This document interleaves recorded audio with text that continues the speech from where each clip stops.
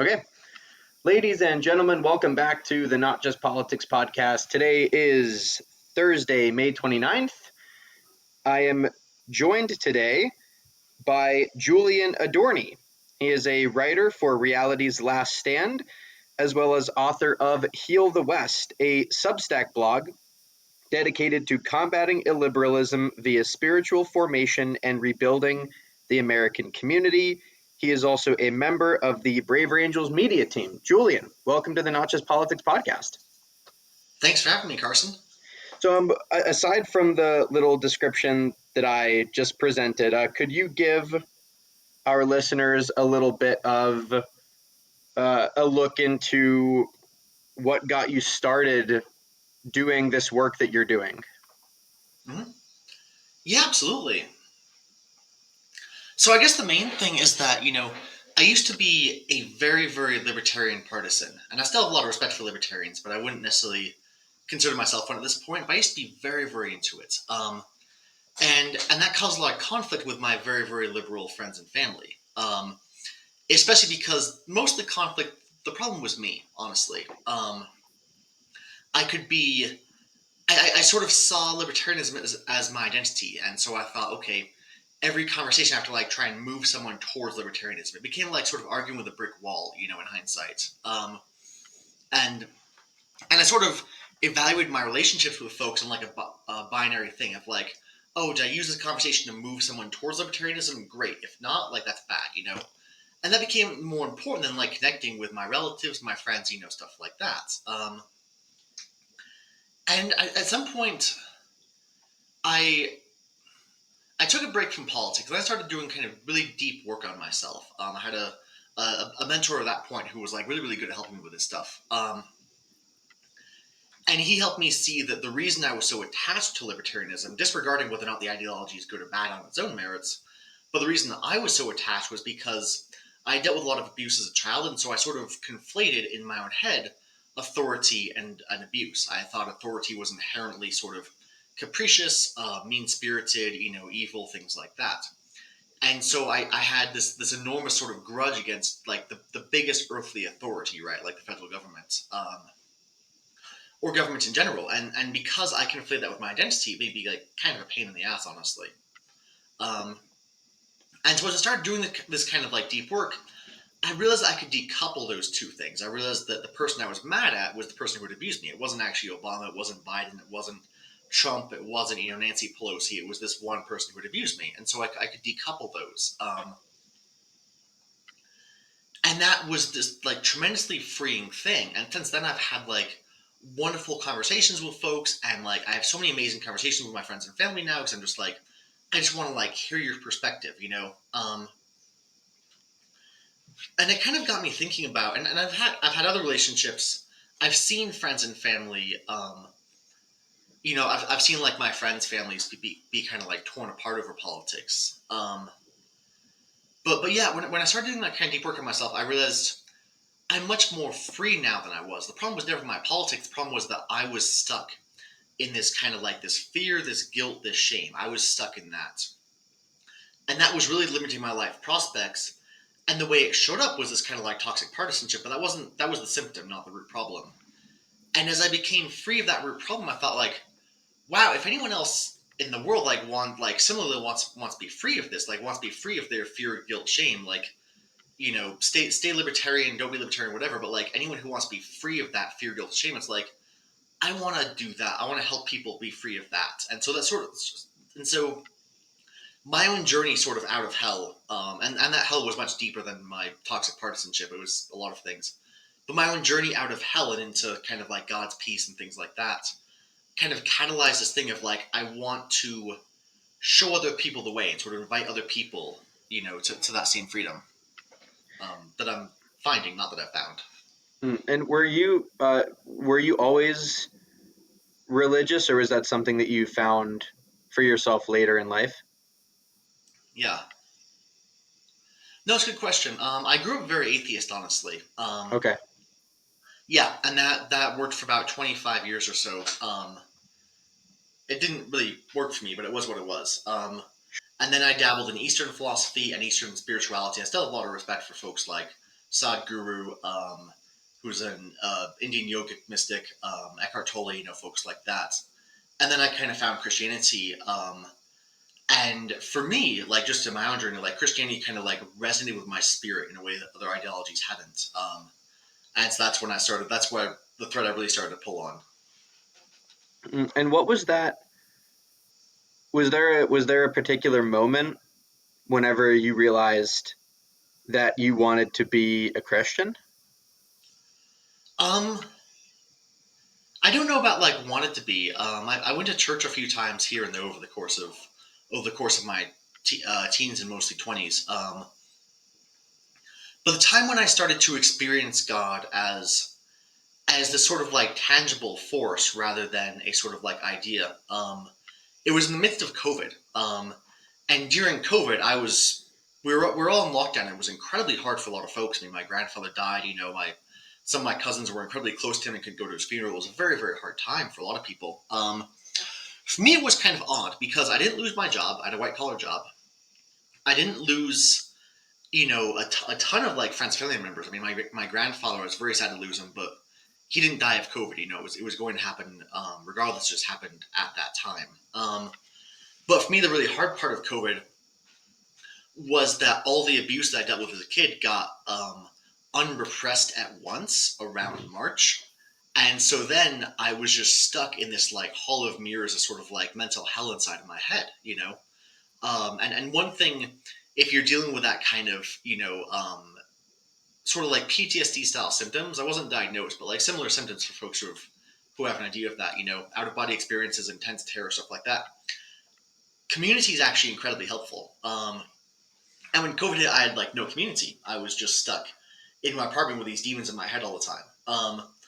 And so in the midst of that, in the midst of that sort of like mental hell, I realized I had a lot of issues with women, with dating, with intimacy in my life. And I remember one time in November, I prayed over that of like, God, will you kind of like free me from some of the stuff I'm going through? And the answer was sort of earth shattering. It just sort of, for all my fear just kind of like vanished and all the kind of walls inside of me came down and I was just free. And I felt this tremendous like transcendent sense of almost like I've touched the face of God.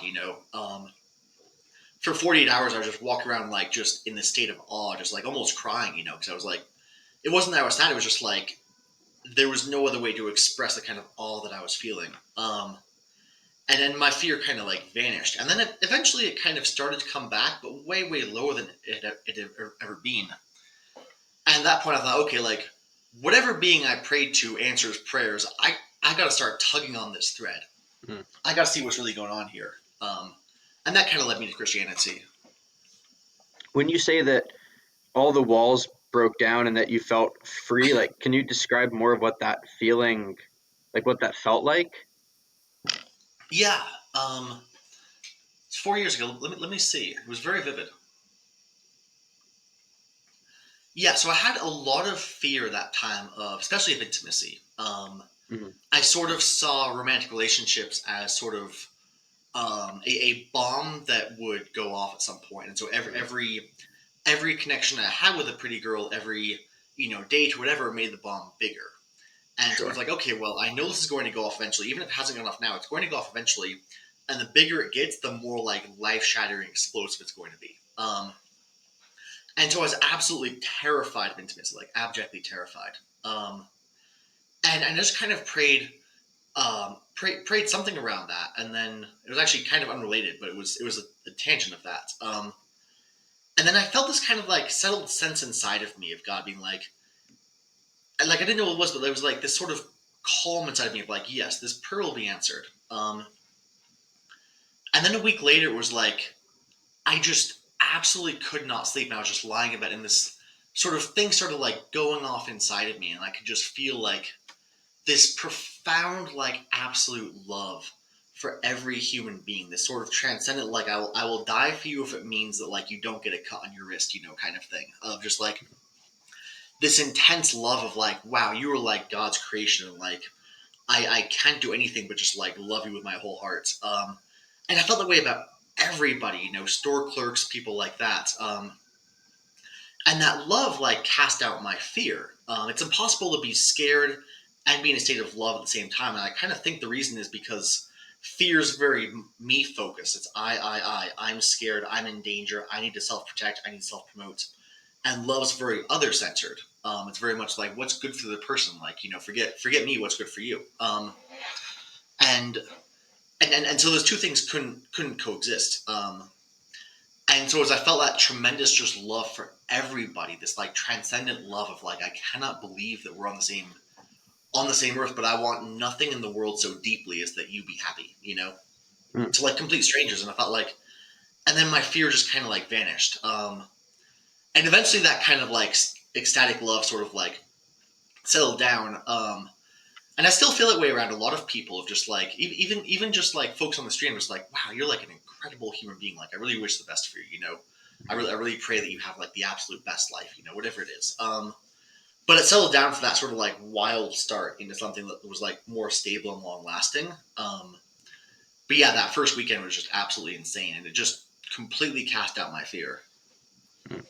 And what inspired you? Because I think whenever I talk to a lot of people in the bridge building movement, not everybody obviously, but a lot of people have a story or a moment that they experienced that made them want to engage in depolarization work, whether it was a tough argument with a family member or just something. I don't necessarily have like a particular moment, like one of those stories, but I'm curious, do you?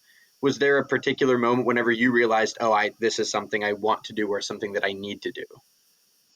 Yeah, absolutely. One of the moments, there were a few different ones, but one of the big moments, I was living in Kenya at the time. My then girlfriend, now wife, was over there helping refugees, and I was over there kind of hanging out with her and supporting her. And in Kenya, it's such a wonderful place, such a wonderful, I was in Nairobi. It was such a wonderful city, wonderful people, but elections were coming along, and everyone was scared. Because elections in Nairobi can be very violent. I mean, physically, like different tribes can go to war with each other. We were told, as sort of as Mzungus, as outsiders, we were told the good news is that no one's going to mistake you for someone in the other tribe because you look nothing like Kenyans. The bad news is you might get caught in the crossfire anyway. So stay inside. Don't go on motorcycle rides. Only take like safe, secure vehicles. Mostly stay inside, and then and so there's kind of this violence before the election. But then, especially in the week before the election, we were told, okay, things might get bad here.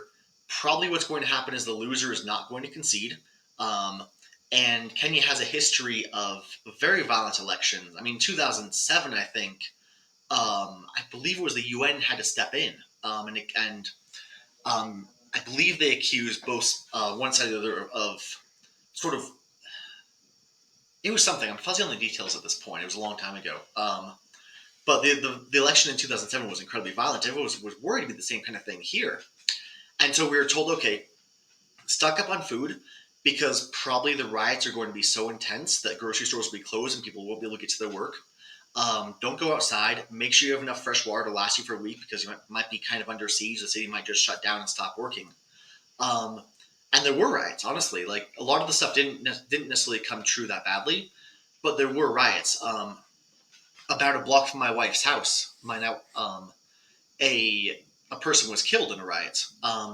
And so it was this incredibly like dangerous election, and no one was quite certain of okay, did the party that lose, are they going to peacefully concede, or are they just going to like tell their followers to go fight? And it gave me this sense of in Kenya, I felt like, wow, we are walking a very dark road, and we're farther along that dark road than the U.S. is. We might be like 10 steps farther along that road. But I looked at the stuff in the U.S. and I thought like, this also looks very dangerous. It looks like we're careening along this kind of dark road, and folks who haven't lived overseas might not see where that leads because we've had peaceful transfers of power and nonviolent elections for so long, absent 2020, for so long that we kind of take it for granted. But living in this kind of developing country, I thought like, oh, so this isn't magic. Like, it's not like we're guaranteed to have peaceful transfer of power. We need to bring the temperature down the U.S. so we don't end up in a place like this. Hmm. Interesting. Yeah, that was something I talked about with Monica Guzman was like there's like an American privilege that Mhm. doesn't really get talked about, the fact that we have peaceful, stable transfers of power every 4 years, and that we don't have to worry about a foreign power, rolling tanks down the street and all this stuff that in other places in the world, that can just be a reality at some point, as unfortunate as that is. Um, Yeah. so when was that? When were you in Kenya? 2022.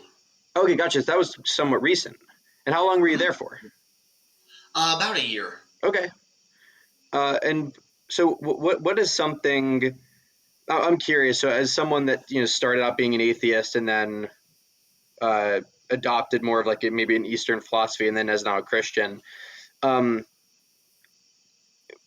is that sort of what inspired you? I don't know exactly how to say this. What inspired you to start writing about wanting to, uh, combat illiberalism and to sort of preserve? I don't know if saying like preserving Western society is like the right way to put that. Would that be a way you would describe your work? Yeah, it's kind of like preserve the best of the West. The Sure, West as it was originally envisioned, as it's kind of like as we all aspire to make it. sure. And so that is my question is, what do you think? What do you think are the things that we should try to protect and save? And maybe Yeah, no, what are the ideals that you think we ought to strive for in today's age? yeah, no, it's a really good question. The two big things, and there's kind of a third, but the two big things are political liberalism and epistemic liberalism. Hmm. And by liberalism, I don't mean in the U.S. we think of liberalism as being leftist. Yeah, I mean that in the philosophical sense of like classical liberalism, Montesquieu, Washington, Jefferson, folks like that. Um, and so political liberalism is basically checks and balances on the government. A representative government that respects that our rights come from God and so can't be trampled on too much by the government. That's pretty rare if you look through our history. We have a government very rare. that actually thinks that they don't own us, Sure. and that's unusual, and that's really cool. And so that's something that I really want to preserve, and also a government where I was writing about this recently. One of the real benefits of political liberalism is it kind of lets us answer the question of what if we're wrong by blunting the damage that we can do. So for instance, I'm not a huge Trump fan, but it's like okay, like what if I voted for Trump and then what if I had buyer's remorse and thought, nope, he's not the guy. What if we as a country were wrong to vote for him? Well, it's kind of okay. Like it's going to be okay. And one of the reasons is because we have things like the Supreme Court. We have things like Congress that can check the presidency. We have things like elections and term limits on presidents, and things like that, all of which limit the ability of one person to do tremendous damage. We don't have a Lenin or a Stalin or a Hitler who will take power and just remake the entire nation in his image. That's not how we are as Americans. We have a series of kind of like short-term leaders, right? Mhm. Who are frustrated that they can't get their whole agendas done. But it's also like that's great because maybe you shouldn't get your whole agendas done. Maybe the goal is compromise rather than just one leader doing everything they want to do. Um, so political liberalism is the first thing, and then epistemic liberalism, which is basically free speech, the pursuit of truth, and the scientific method. And I've seen that under attack quite a bit lately. Mhm. I've seen a lot of folks on the left um, criticize hate speech or want to outlaw hate speech. We can all criticize hate speech, but they want to outlaw hate speech. A lot of folks on right and left, support cancel culture. A lot of students say that you shouldn't be allowed to say X, Y, Z if it's going to offend a minority person or anything like that. And so I really see that sort of like free speech is under attack, but I think that's tremendously short-sighted because it's this tremendously cool thing we have, and again, very rare in the history of the world, that it lets us move closer to the truth because a good argument can come from anyone and anywhere, and that can help us all kind of see the holes in our arguments and all kind of collectively move close to the truth. So those are two things that I see as kind of losing that I really want to get back to. Hmm. Yeah, I like that. It seems like because I'm 22, so Mhm. I see a lot of, and I guess maybe it was because I was also at a very progressive university, but because there is certainly a large portion of Gen Z that is conservative, but it does feel like we're in this time whenever the list of criticisms about America and about the West are this vast, long. A lot of them are very justified and I think very real. But at the same time, I don't think that we ever go to the other side of that coin and talk about the reasons that we appreciate this country and the good stuff that we should want to save and hold on to. So I like that that's the approach that you're taking. Was that something that you had your focus on before you experienced like being in Kenya for that election? Was that did that get stronger having experienced that? Yeah, the election was a real turning point for me. I mean, before that, I was very libertarian, which is sort of classic liberal, but I was more Sure, anti-government as opposed to supporting our institutions. sure, One of the main things, and I've kind of written about this, but it would be cool, I think, if more of us did mission trips. yeah, Not necessarily to preach the gospel or preach whatever religion we belong to, but just to see how other folks live. Whether it's in the U.S., if we're born very affluent, very privileged, going to spend a semester with folks who are kind of down and out, who are in Southside Chicago, wherever, or hmm, going to Kenya, or going to South Africa, wherever. Um, because I think that going to Kenya taught me two things besides the elections. One was that there's a lot of stuff the U.S. does badly. In Kenya, it's like everyone's so friendly, and there's so much community there, and it's incredible. My wife works with a lot of kind of refugees overseas, and one thing she and her organization talk about is that the U.S. is very materially wealthy, but very spiritually poor. sure. Whereas you go to Kenya or someplace and it's very materially poor but very spiritually wealthy, and that's something we can really learn from the U.S. is that we have the sort of consumeristic mindset of like I want everything and I want it as easy as possible, and it's like that doesn't create a very good life. Like we're all kind of unhappy despite the fact that we have so much wealth. Yeah, Yeah. yeah. That is sort of Um, the overwhelming. At least, I mean, it seems like to me, it's this overwhelming film. We have built a society based on consumption. We want everything, and I think at the same time, there wouldn't be too many people that would deny that there is some part of this culture that also feels very hollow. yeah. Yeah. Absolutely. Hmm. And so, going along that same line of like with your Substack, and just in general with you know, what do you think?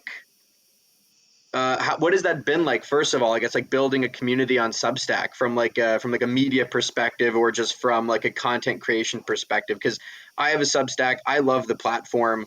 I have a lot of friends that love the platform, but I haven't necessarily tried to like build a community yet. I just kind of have a blog where I can just put stuff up there if I would like. So, Yeah. what has it been like to try to like build a community on that platform? Um, it's been interesting because try is sort of the wrong word, at least in how Okay, I've done it. And no, but it's interesting because it's a little bit different. Like I come from a marketing background, and so yeah, there's part of me that wants to like hack the analytics and like really push. Okay, like this kind of blog will get a lot more traffic. I should write more of these, whatever. And I've made the very conscious decision to not write that way.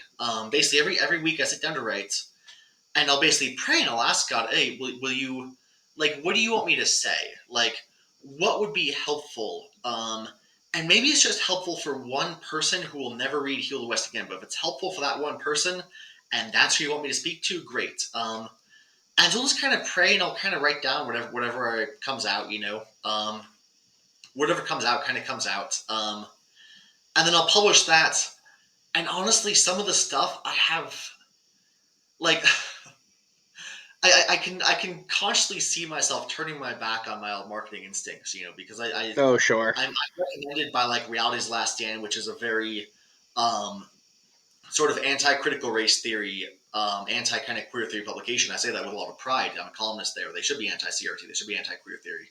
Um, but because I can get a lot of traffic from them, I think part of me is like, oh, I should write a piece about why critical race theory is bad on my Substack too to bring in more traffic.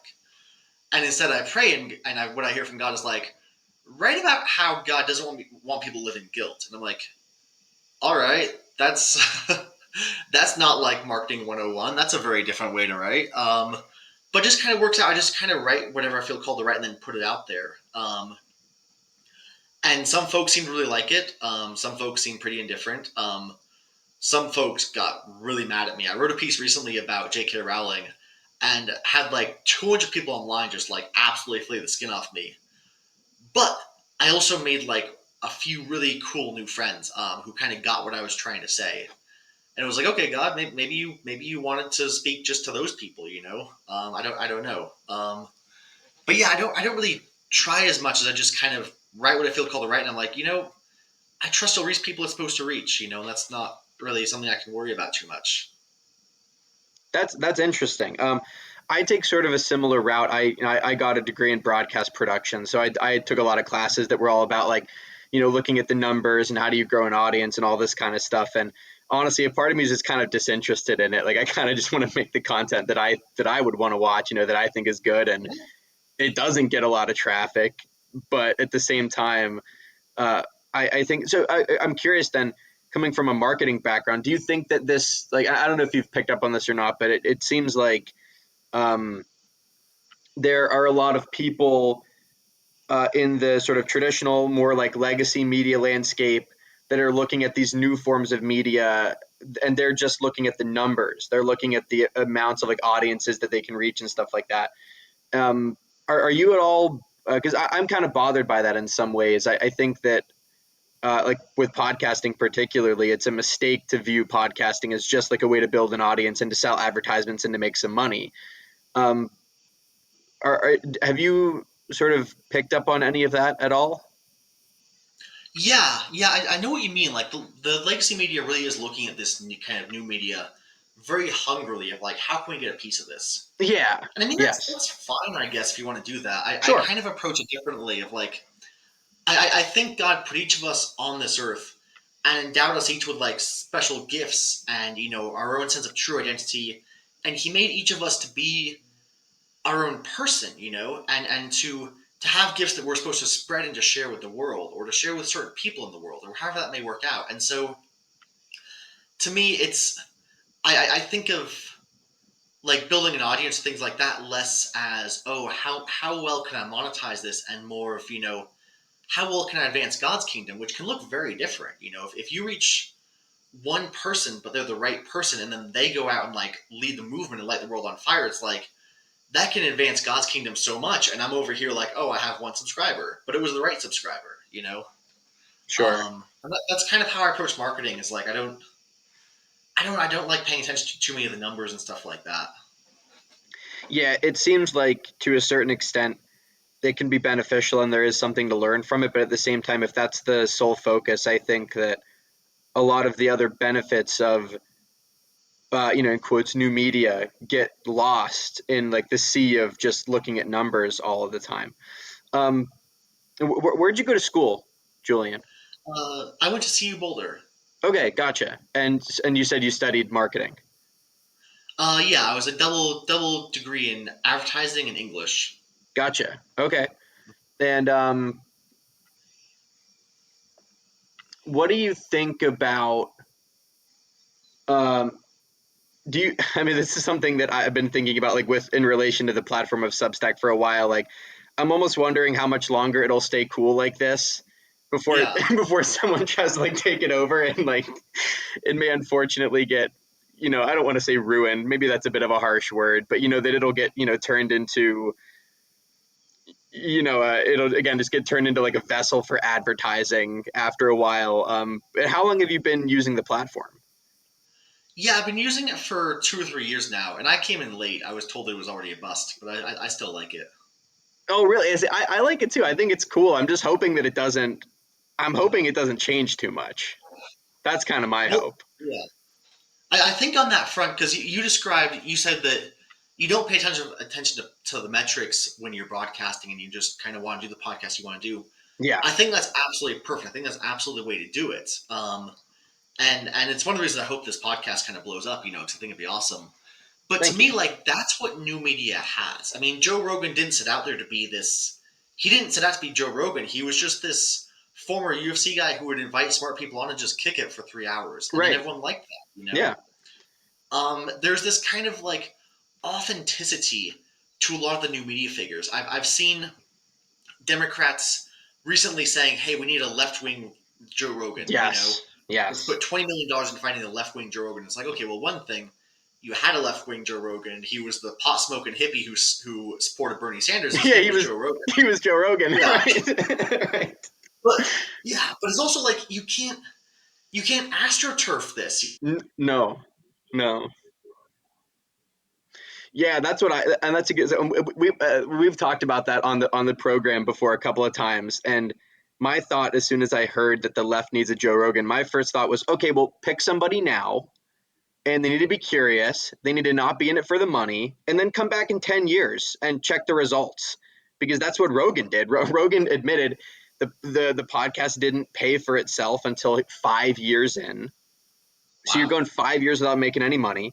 And then it started to Yeah. pay itself off. But even then, he wasn't doing it for the money.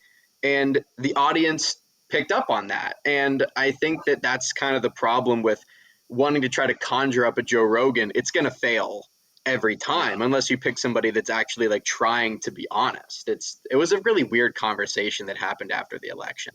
That was very strange. Very strange. Yeah.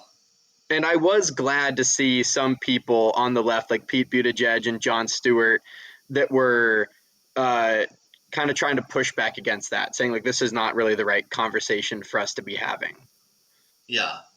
Because all of those podcasters sent invites to Kamala Harris. It wasn't like they didn't invite anybody from the left on their shows ever.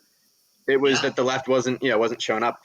Um, So whenever you write, and like I don't know, as someone that's written a novel, what do you think? What do you think the power of storytelling is in this very digital age that's kind of governed by algorithms and this sort of, I guess, what I would call like a very like non-human Yeah. feeling? Like what do you think? Do you think the power of story has changed at all, or do you think do you think it's do you think it still works? Yeah. No, it's a good question. I think it definitely does, and the reason being that this is why I'm so leery of AI trying to write stories or write music or stuff like that. I mean, AI can be an incredible tool, but it can't be creative because to me, the real value of a story, and call it fiction, call it nonfiction, call it songwriting, the real value of anything creative, any of these stories we tell, is that it's an opportunity for two human souls to connect. In the medium of fiction writing, it's like the author's soul connects to the reader's soul, and that's this incredibly cool, like transformative, like can be this visionary thing. It can actually change someone's life. I mean, my life was dramatically changed by reading Harry Potter when I was young, by reading Lord of the Rings, stuff like that. And I think we hunger for that because there's something inside of us, and call it a God-shaped hole or call it just evolution, us being of us evolving to like need each other in communities, but we have this desperate desire for the real thing. We have this desperate desire for genuine authenticity and genuine connection with another human being. And I think the more that gets kind of rare in a very marketed, a very commoditized world, a very kind of AI driven world. I mean, you have AI therapists now, AI girlfriends. It's kind of terrifying. But the more you have that, the more I think the real thing sticks down. The more I think people will gravitate to the real thing. Um, so I don't know. I hope. I think stories still have tremendous power now, and I think they have. I think we're going to see more of their power by virtue of the contrast of what's trying to emulate them and replace them. Mm. If that kind of makes Yeah, sense. that does make sense. I've heard some people present that thought before, and it does make sense. And I do hope that that's what happens. I also think about like how many people that just kind of consume media passively, and how many people just want more and more and more, and that AI would sort of satisfy that hunger of like always giving them more content. And I think it'll be interesting to see how that plays out. How do you think? Uh, do you have any advice or any thoughts on how to create stories that are full of emotion without being manipulative? Because the way that the algorithms now seem to work is that outrage is profitable, selling fear is very popular, and how do you think we should go about making stories that are not like devoid of emotion but also don't feel manipulative and that could maybe still compete with this new world that we're living in? Yeah, it's a really tough question, honestly. Because yeah, there are times where I write for publishers, right? And so a lot of these third-party publishers will kind of change the titles or subtitles of what I write to be more provocative. And I used to get very upset about that because some of the titles are. I wrote for some very red publications back in the day, and some of the titles were like really provocative. And I thought, I don't want to say this. I don't want to send this to my family. I don't want my like blue leaning family seeing this tied to me. Right. Um, and then I talked to some other writers in the industry, and they just said, "Well, you kind of have to deal with it. It's like the Mm. purpose of the title is to make people read the article, and on Twitter we think the purpose of the title is to summarize the article, so we all take it that way. Right. Right. But really, it's like the purpose is to make people read the article. It's just like the cover of a book. It's like the purpose is to make you open the book. And so I've found this kind of it's a tension, honestly, between saying what I truly want to say, which is generally this like very deep polarizing message, and this message about freeing people from like fear, guilt, and shame, but like not over promising, but talk about connection to God and how God loves us, and things like that. Or talking about things that I think are desperately needed, but like kind of boring, right? Like rebuilding the American community. It's like, oh well, that's hugely important and is upstream from a lot of our problems. Is the fact that we don't really have much community anymore. We're all very lonely, but it's not really like sexy to write about. Yeah. And so, how do you write about this stuff, but also don't let your readers fall asleep? Right. And it's a tension that I kind of think I've gotten better at grappling with over the years, but I'm not really sure. I just kind of hope the right people will find my stuff, and I'm trying to these days be a little more provocative in how I write because it's like I'm not. I just want to like poke you into thinking things through for yourself a little bit. Sure. Even if I don't get quite the nuance exactly right, I'd rather write a piece that's like 5% off, but pokes you into thinking through your fear, guilt, and shame and deciding to catalyze and kind of let those things go and step into a better life, than to be perfectly precise and absolutely thread this like really tight needle, but then everyone falls asleep, and so no one's lives are actually improved.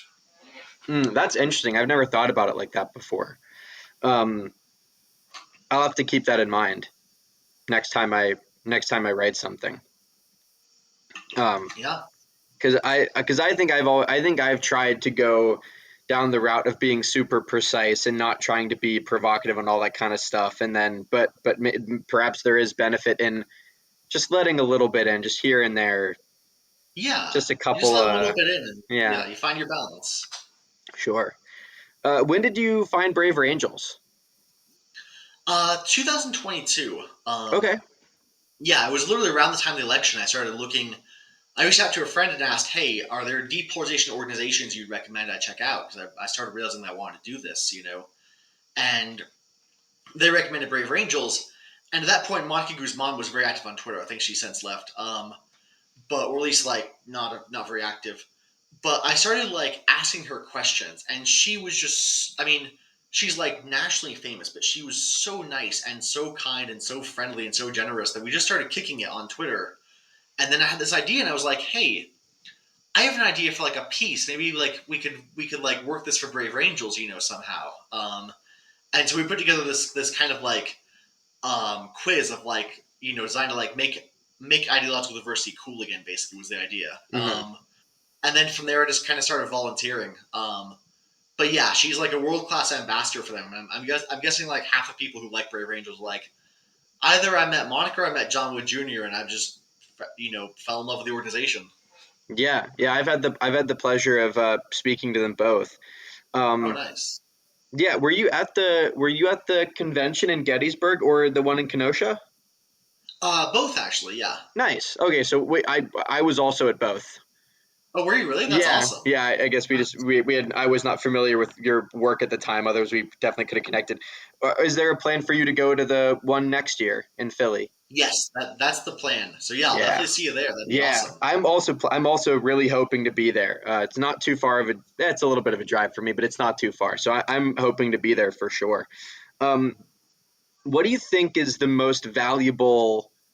What do you think is the most valuable? I don't know what the right word is. I'll just say, what's the most valuable thing that Braver Angels is offering to America right now?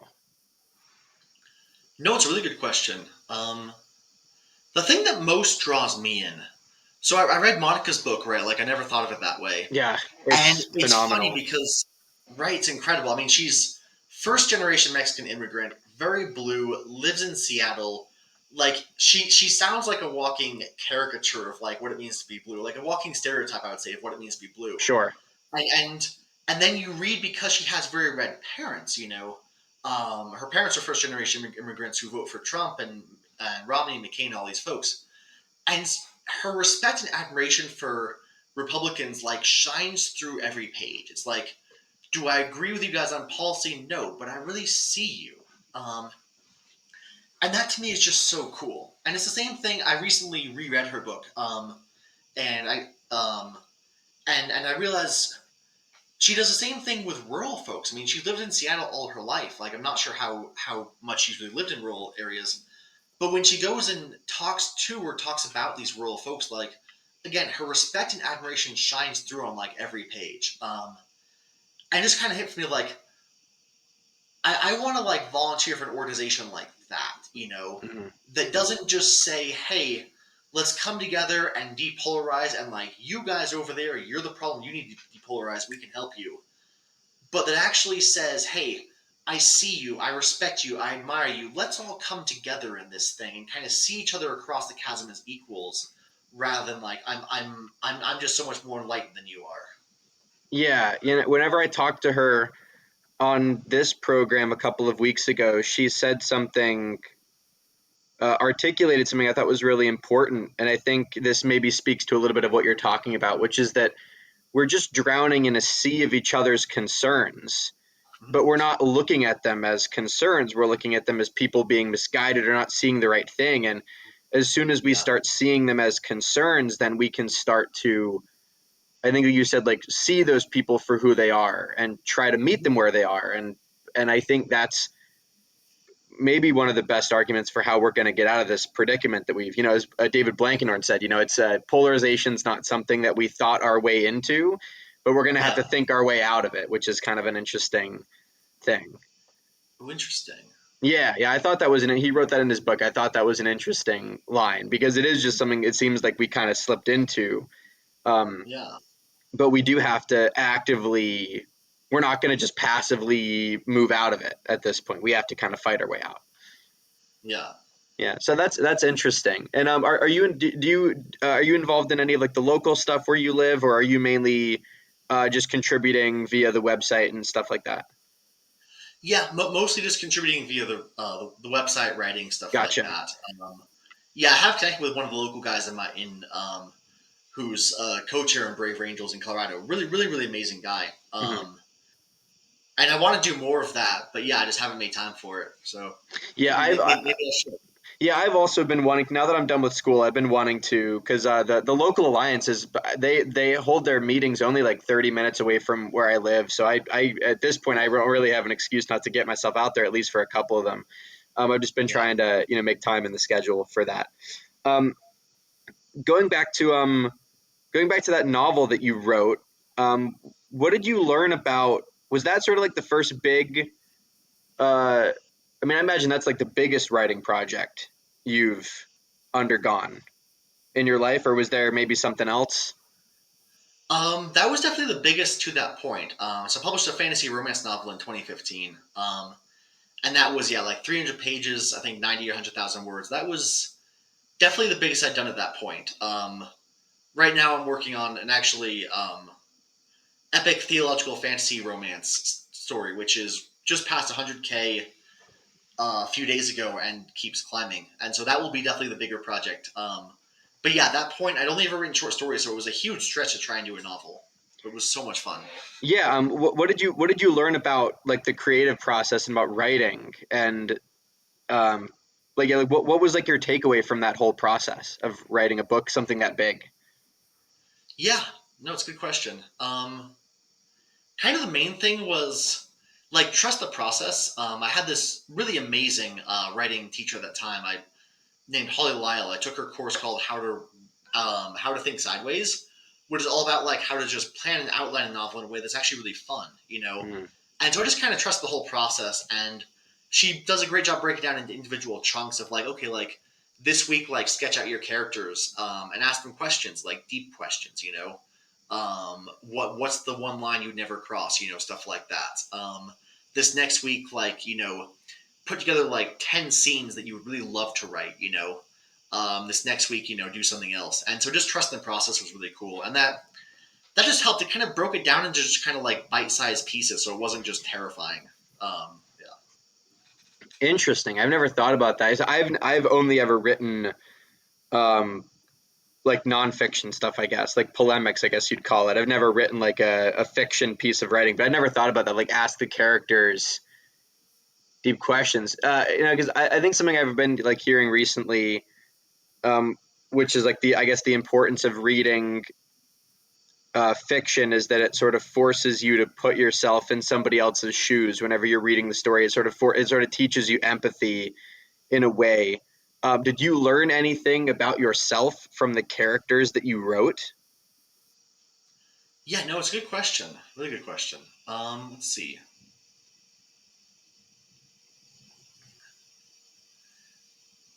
Yes, I think so. Yeah, so I think the main thing, it was so long ago, but the main thing was I, at the time, I was like very scared of life. I knew I wanted to do kind of adventurous things, but I was very scared of life, you know? And, and so I wrote a character who was like, on the one hand, sort of broken in ways that I'd been broken, you know, had kind of a rough childhood, stuff like that. But he channeled it into this kind of like daredevil, like braggadocio, like incredible courage, you know. Um, and I learned quite a bit from that of just like you know just be a little bit reckless with life, like it'll be okay, you know. And you can take that too far, but I was so far on the cautious end that like writing him, I was like, you know, I'm just gonna loosen up a little bit, you know, and that was really cool. Sure. Yeah, that's interesting to think about. I never thought about that that like writing a character in a book could teach you stuff. But I guess if you do have to like populate that character with a personality and with thoughts and everything, it would, I guess, lead you somewhere during that Mhm. process. Um, Now, is this current project you're working on? Is it in any way connected to the first novel that you wrote, or is it a completely separate project? Nope, completely separate project. Separate. Okay, cool. And I guess maybe that's like too early on in the process to ask, but is there a plan for this to be like a series or something, or is this sort of a one-off type thing? No, the plan is for it to be a series. I actually, Nice. it's funny. I mean, talking about the amount of work the novel takes is like this has been an insane amount of work. This has been like I have God easily like 400 pages of notes at this point.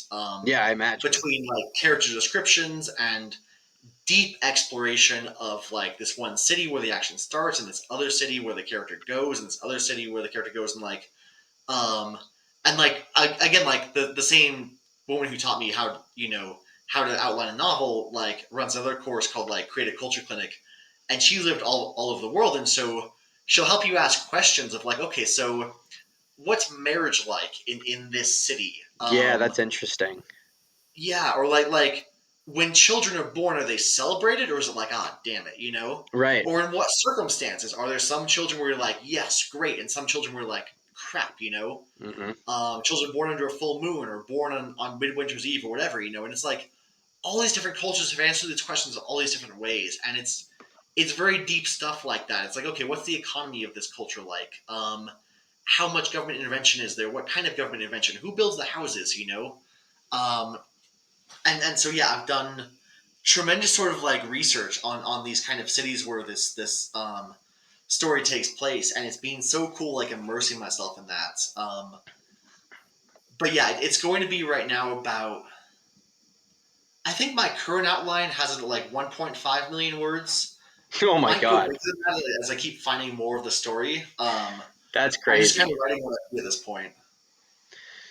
And you'd mentioned Harry Potter had an impact on you. Were there any other sort of were there any other fiction series that really stick out to you or that you still remember? Like I love the Lord of the Rings. I read those. I read the Chronicles of Narnia when I was a kid. I loved Yeah. those books. The Percy Jackson series was great. Do you have like a favorite? Is it Harry Potter or is it something else? Yeah, probably the favorite would be Harry Potter. Hmm. Yeah, I mean, I read. I mean, I read about half an hour to an hour of fiction per day, and so I chew through a lot of books. Yeah, But yeah, I think Harry Potter is definitely the favorite. gotcha. Yeah, they're good. I mean, the certainly like the world building in those Hmm. books. And I think about like that's what I thought about whenever you were talking about those different cities in the book that you're currently working on. My head kind of goes like to Star Wars immediately, like something that Star Wars did really well with all of the sort of animated like shows and the stuff that fills in between the movies is that it's all very heavily focused on world building, and it really does like put you right there in the story with all the different planets and all the different places that they go. It's really cool. Yeah, yeah, it's absolutely incredible. I've always appreciated that about a good about a good story. Um, okay, Julian, we have a couple of concluding questions that we like to ask every guest as we wrap up the program. Um, what is your favorite part of your job? Um, Ooh, that's a good question. Right now, I'm a freelance author, so I mostly get paid to do the kind of depolarization writing, and then I do free Hmm. fiction writing on the side for free. Um, I would say the biggest benefit right now, the biggest joy is this kind of freedom. Yeah, I'll wake up every day and I'll just kind of like pray and meditate for like 2 hours, and just kind of like be with God for that time. It's absolutely incredible. And then I'll sit down and I'll ask, okay, God, what do you want me to do right now? And it's often like, okay, write fiction for like 3 hours, and it's like, okay, and then go to martial arts and read a book on the way, and then come back. And so it's just like I have this sort of like canvas right now where I can just like surrender my life to God and be like, okay, I don't actually work for anyone else, so I can just like whatever you want me to do, I do. And there's just like tremendous freedom and tremendous like peace in that. mm. What kind of martial arts do you do? Ninjutsu. Really? Hmm. Where I never heard of that before. Yeah. That's cool. Yeah. It's similar to jujitsu, but there's an element of like standing as well, so striking things like that. Gotcha. Oh, that's cool. I took Yeah. jujitsu lessons for a little while and I really loved it. I did taekwondo for a long time. Yeah. So I've liked it. Martial arts is great. It's a great way to for me it was always a great way to like help me focus and clear the mind and that kind of stuff. Hmm. Do you think it Yeah. helps you? Do you think it helps you? Do you think it helps you write better having put in some exercise and stuff like that? So much better. Yeah, because for me, it's like writing. I mean, this is one of the reasons I meditate every morning. Is like writing for me is once that kind of like mental trash is taken out, then I can just hear directly what I'm supposed to say, and so Sure. it flows very fast. The reason that if it's going very slow, it's like, well, that's because there's so much mental trash in my head. Mm. And martial arts, I don't always go in with like an head that's empty of trash, but I always leave with a head empty of trash. You know, it's like Sure. it's this incredible, just like peace-inducing thing, and then I come back ready to write. Yeah, that's great. Um, what do you think is something that is underrated in today's society? Could be Ooh, anything. Something underrated. yeah, it's a good question. I would say like connection to God. Okay. Yeah, I think a lot of folks, some inside the church, a lot outside the church, sort of think of God as like this sort of talisman or this sort of like idea, right? Like I grew up watching The Simpsons and King of the Hill, where like the tremendously funny, tremendously brilliant shows, but like the main characters don't really take this idea seriously. It's like the idea always got like, oh, you go to church for an hour a week, and then in return you believe you don't go to hell. Sure. And that's not a very compelling offering, right? And No. so a lot of what I write about is like, and then other folks think like, okay, well, yeah, either God's something you believe in the context of hard times to give you some kind of like spiritual baby blanket, or it's sort of like what Dallas Willard calls like barcode Christianity, of like, I just believe enough to get into heaven, and that's my whole goal for this life is to get into heaven. Sure. And the way I approach God is very much like God came down to earth. He loves us so much, He sent His Son to die for us, so that He give us eternal life starting now, like not when we die, but starting now. An eternal life like free from like guilt and shame and fear, because like what loving parent would want their kids to be stuck in that forever, you know? Hmm. Um, and not that it's perfect, not that I'm like walking around in a cloud like, oh, I'm never scared, you know? It's not like that. It's just it's a spectrum that you walk along. It's a path you kind of walk along. But yeah, I found connection to God is sort of like, for me, it's like the master key that has just dramatically changed my life. And that's where I spend my life talking about is how we can connect to God more, and if we do, it's like really wonderful things flow from that. What is something that gives you hope for the future? Um, it's a really good question. Again, I would go with the idea of like God is in control. I used to kind of really freak out because it's like, okay, well, from a secular standpoint, our world feels like it's careening off the edges, right? I mean, we have very little community. We had a Biden, a Biden White House like covering up the fact that our POTUS was senile for years, and now we have Trump, who's not much better. And we sort of oscillate between these wild extremes, and it's like a lot of us feel very lonely, and like the world can feel out of control. I remember when I read this book by this gifted theologian named Dallas Willard called Life Without Lack. He just sort of, it was a whole book about like one particular psalm called Psalm 23 about how God just takes care of us. And one of the pull quotes from like Dallas Willard was something like, you can live, if you really live with God, you can live in such a way that you never think like, oh, I'm genuinely afraid of this circumstance, or I'm genuinely like not going to get my needs met, because we follow God who will always kind of meet our needs. And really leaning into that, it kind of struck me as like, okay, well, the world may look out of control, but it's looked way worse. And if I know that God's in control, it gives me this tremendous sense of sort of like security, this tremendous sense of like kind of like safety and hope for the future. What do you think it means to be an American? Ooh, to be an American. Um, it's a good question. I'm tempted to say, and this is kind of a flippant answer right now, because I haven't really like thought this through entirely. But I think part of it is that you want to be here. To me, that's what makes America so remarkable. I mean, you can like I've heard this before. I'm not the first person to make this argument, but if you go to France and you live there, you're not a Frenchman. Yep. Frenchmen are born in France. Yep. You go to England, you live there, you're not an Englishman. Englishmen are born in England. But you move to America, and if you genuinely want to be here, and you can make it through a fairly massive immigration system, then that's what makes you an American. It's a nation united not by blood or soil or stuff like that, not by nationality or ideology, but or not by nationality, but rather by ideology, rather by the shared conviction that political liberalism, epistemic liberalism, um, economic liberalism, basically capitalism, democracy, and free speech are things worth pursuing. So yeah, to me, that's kind of it. Yeah, I think I've said it before on the show. There's that like Ronald Reagan quote, Mhm. where he says, anybody can, you can go to Turkey, you can go to Japan, you can go to Germany, but you can't become a Turk or a German or Japanese. But any of those people can come here and they can become an American. And there is Mhm. something unique about that. And Yeah. I've always appreciated that. And I think, like you said earlier in the program, it's like what we've got here is incredibly rare. It is not the norm at all for the entirety of the human story.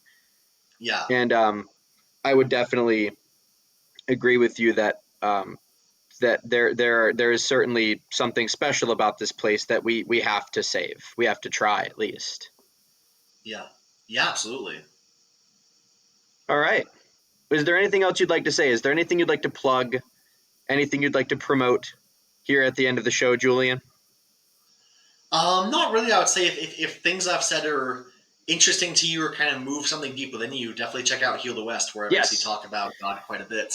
Yes, that'll be linked in the description of the Yeah. video. Cool. All right. Well, thank you very much, sir. I appreciate your time. It was great meeting you. I hope we can stay in touch. We'd love to have you back on again. This was a great conversation. And Yeah, thank you. I really appreciate having me on. This was awesome. of course, yeah. And yeah, hopefully see you in Philly in 26 Yeah. for the Great. Braver Angels convention. Yeah. All right, awesome. Thanks, Julian. All right. Thank you, Carson. Bye, everybody.